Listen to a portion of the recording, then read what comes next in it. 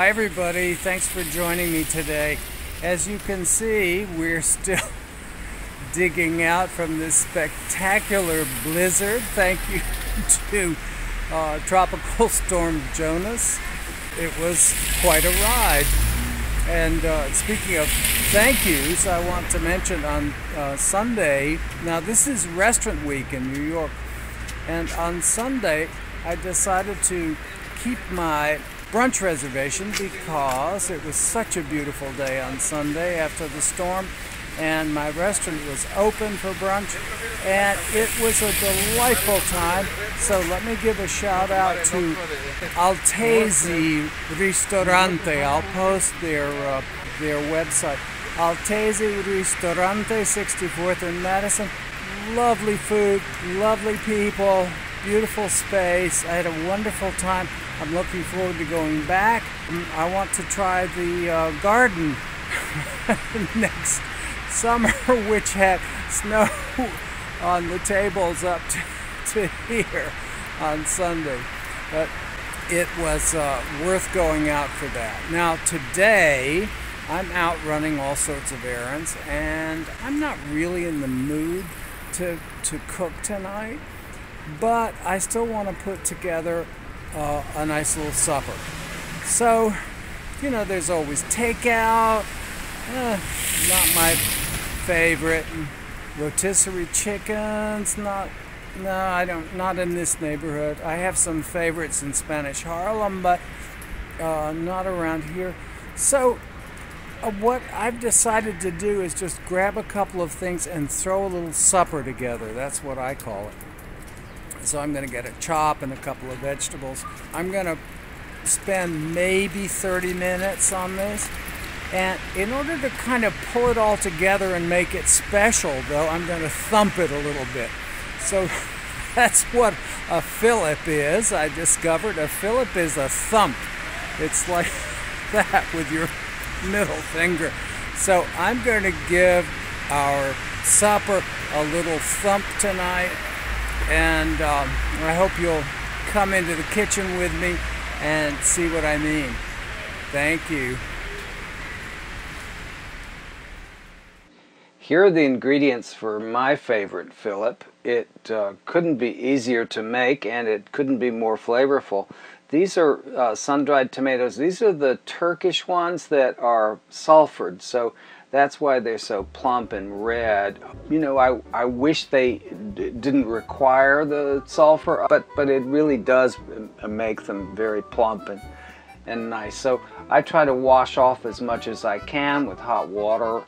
And just some garlic and red pepper flakes and olive oil, and that's our fillip. So couldn't be simpler prep. Just slice the sun-dried tomatoes. I have a little non-stick skillet that I usually use for this, but so you can see it better, I'm putting it in a shiny stainless steel saucepan today. Slice the sun-dried tomatoes, slice the garlic. Those of you who have cooked with me before know that I like to slice garlic very, very thinly lengthwise. I think it's more flavorful that way. I think it has a sweeter, cleaner taste. So 1 or 2 cloves of garlic, and so get those together, get those into your saucepan.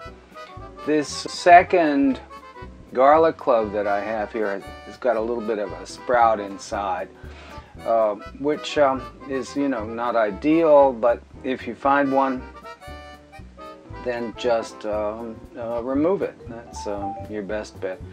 Better still, though, you know, use garlic that is a little fresher than that and doesn't have any sprouts. That's always the ideal. But you can remove them if you see them.